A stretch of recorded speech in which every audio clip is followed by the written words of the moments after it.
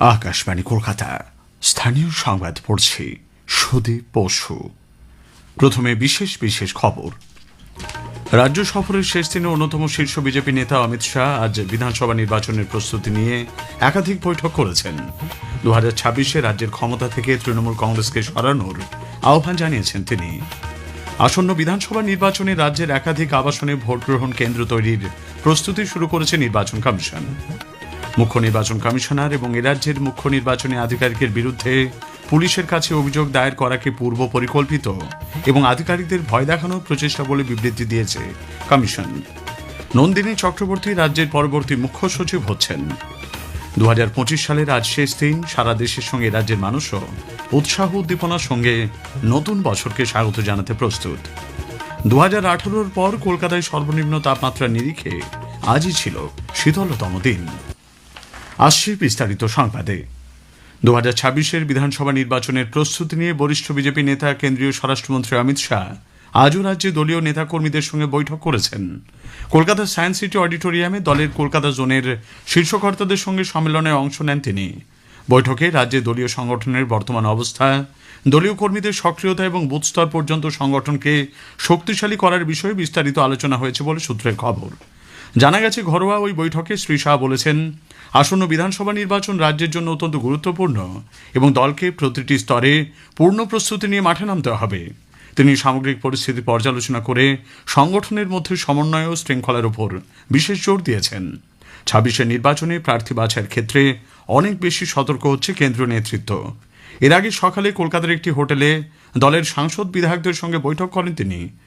শ্রী শাহ পৃথকভাবে কথা বলেন রাজ্য সভাপতি সমীর ভট্টাচার্য, বিরোধী দলনেতা শুভেন্দু অধিকারী, কেন্দ্রীয় প্রতিমন্ত্রী সুকান্ত মজুমদার, প্রাক্তন রাজ্য সভাপতি দিলীপ ঘোষের সঙ্গেও ছিলেন রাজ্যের দায়িত্বপ্রাপ্ত ভূপেন্দ্র যাদব, সুনীল বানসাল, বিপ্লব দেব। সূত্রের খবর, বৈঠকে আলাদাভাবে সবার কথা শোনেন শ্রী শাহ। দলীয় বৈঠক শেষে তিনি দুপুরে ঠনঠনিয়া কালীবাড়ি দর্শনে যান। সেখানে পূজার্চনায় অংশ নেন তিনি। 2026 সালে তৃণমূল কংগ্রেসকে রাজ্যের ক্ষমতা থেকে উৎখাতের বার্তা শ্রী শাহ দিয়েছেন বলে বিজেপি নেতা শিশির বাজোরিয়া সাংবাদিকদের জানিয়েছেন। মূল মন্ত্র ছিল 2026 ভাজপা সরকার আসবে, ভারতীয় জনতা পার্টি সরকার। আর এই যে আমরা যেভাবে বলি 2026 তৃণমূলের বিসর্জন। দেশের স্বরাষ্ট্রমন্ত্রী আমাদের মাননীয় নেতা শ্রী অমিত শাহজি যে বার্তা দিয়ে গেলেন, আগামী এপ্রিল অবধি মতগণনা শেষ হওয়া অবধি সবকিছু কাজ ছেড়ে দিয়ে শুধু আর শুধু ভারতীয় জনতা পার্টিকে জেতাবার জন্য কাজ করার আদেশ দিয়েছেন। রাজ্য সফররত কেন্দ্রীয় স্বরাষ্ট্রমন্ত্রী অমিত শাহকে হুমকি দেওয়ার অভিযোগে পশ্চিমবঙ্গের মুখ্যমন্ত্রী মমতা ব্যানার্জির তীব্র সমালোচনা করেছে বিজেপি। ভুবনেশ্বরে আজ সাংবাদিক বৈঠকে বিজেপির জাতীয় মুখপাত্র সম্বিত পাত্র বলেন, বাঁকুড়ায় এক জনসভায় মুখ্যমন্ত্রী যা বলেছেন তা নিন্দনীয়। हम आपको होटल के बाहर निकलने दे रहे हैं, वरना अगर हम चाहते तो आपको होटल से बाहर निकलने नहीं देते।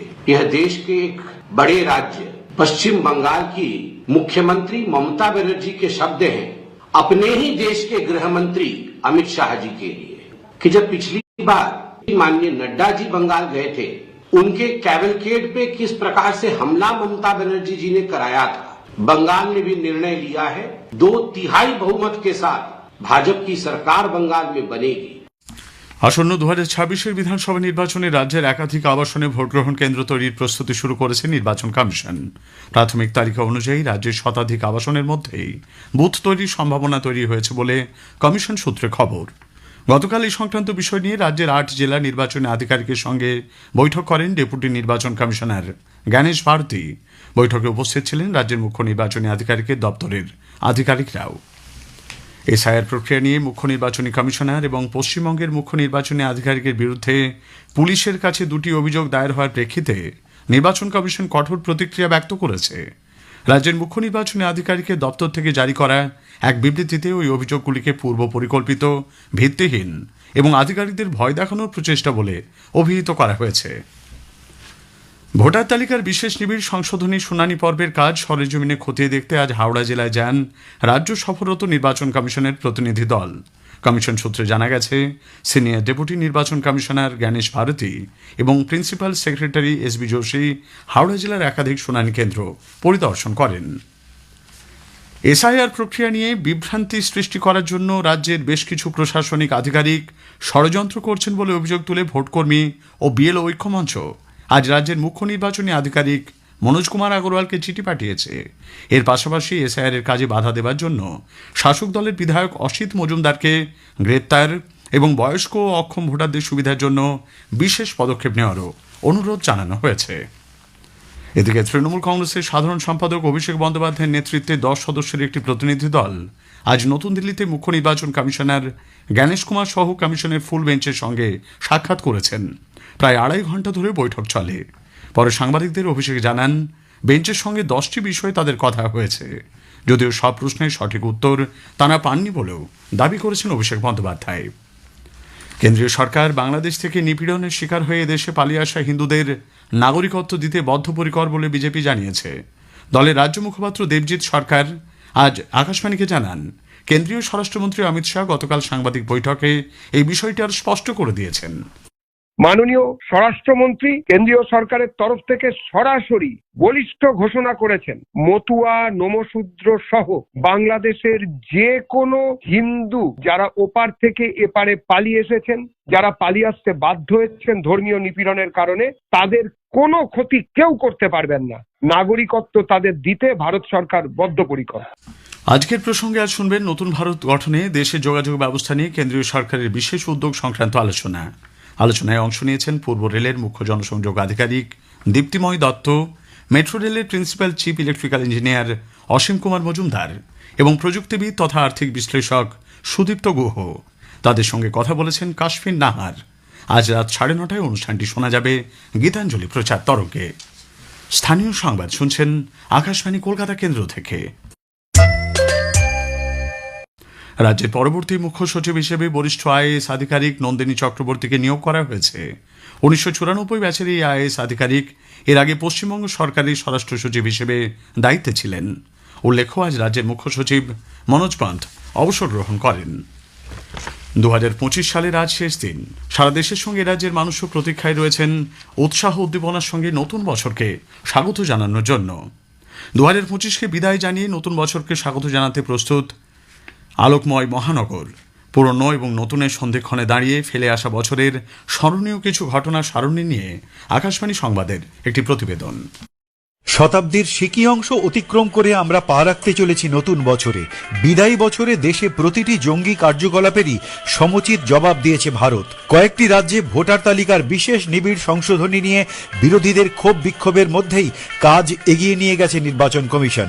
অতিবৃষ্টি ও হড়পাবানের মতো প্রাকৃতিক দুর্যোগেও বহু প্রাণহানি ঘটেছে। এরই মধ্যে ভারতের গগনযান অভিযানের প্রথম ধাপ হিসেবে দেশের প্রথম মহাকাশচারী শুভাংশু শুক্ল আন্তর্জাতিক মহাকাশ কেন্দ্রে গুরুত্বপূর্ণ পরীক্ষা নিরীক্ষা চালালেন জুন জুলাইতে। 12 জুন আহমেদাবাদে এয়ার ইন্ডিয়ার বিমান ভেঙে 260 জনের মৃত্যু দেশকে ব্যথিত করেছে। পাশাপাশি কেন্দ্রীয় সরকার পণ্য পরিষেবা করে পরিবর্তনের সঙ্গে সঙ্গে তৈরি করেছে নতুন বিকশিত ভারত জি-রামজি আইন ও চালু হয়েছে নতুন শ্রম কোড। খেলাধুলায় ক্রিকেটে মহিলাদের প্রথম বিশ্বকাপ, পুরুষদের চ্যাম্পিয়ন্স ট্রফি ও টি-20 এশিয়া কাপ জয় দেশের বড় সাফল্য। সেই সঙ্গে দৃষ্টিহীন মহিলারা টি-20 ক্রিকেট বিশ্বকাপ জিতে ইতিহাস গড়েছেন। হকিতে এশিয়া কাপ চ্যাম্পিয়ন হয়ে ভারত বিশ্বকাপে খেলার যোগ্যতা অর্জন করেছে। এছাড়া পৃথিবীর বাস্তুতন্ত্রের দিকে নজর দিতে নাসা, ইসরো যৌথ উদ্যোগে তৈরি করেছে নিসার স্যাটেলাইট। দেশ জুড়ে জাতীয় স্তোত্র বন্দে মাতরমের 150 উদযাপন শুরু হয়েছে এবারেই। সাফল্য ব্যর্থতার ভিত্তির ওপর দাঁড়িয়ে 2026কে স্বাগত জানাতে কাউন্টডাউন শুরু হয়ে যাবে খানিক পরেই। অভিজিৎ চক্রবর্তী, আকাশবাণী সংবাদ, কলকাতা। 2018-র পর আজ কলকাতায় সর্বনিম্ন তাপমাত্রা সব থেকে কম রেকর্ড করা হয়েছে। সর্বনিম্ন তাপমাত্রা নিরিখে আজই ছিল কলকাতায় শীতলতম দিন। কলকাতায় সর্বনিম্ন তাপমাত্রা আজ ছিল 11 ডিগ্রি সেলসিয়াস, স্বাভাবিকের থেকে 2.8 ডিগ্রি কম। দেশে ক্ষুদ্র সঞ্চয় প্রকল্পগুলি সুদের হার অপরিবর্তিত রাখার সিদ্ধান্ত নিয়েছে সরকার। চলতি আর্থিক বর্ষে চতুর্থ ত্রৈমাসিকে আগামী 1 জানুয়ারি থেকে 31 মার্চ পর্যন্ত সুদের হার অপরিবর্তিত থাকছে। শেষ করার আগে স্থানীয় সংবাদের বিশেষ কিছু অংশ আরও একবার। রাজ্য সফরের শেষ দিনে অন্যতম শীর্ষ বিজেপি নেতা অমিত শাহ আজ বিধানসভা নির্বাচনের প্রস্তুতি নিয়ে একাধিক বৈঠক করেছেন। আসন্ন বিধানসভা নির্বাচনে রাজ্যের একাধিক আবাসনে ভোট গ্রহণ কেন্দ্র তৈরির প্রস্তুতি শুরু করেছে কমিশন।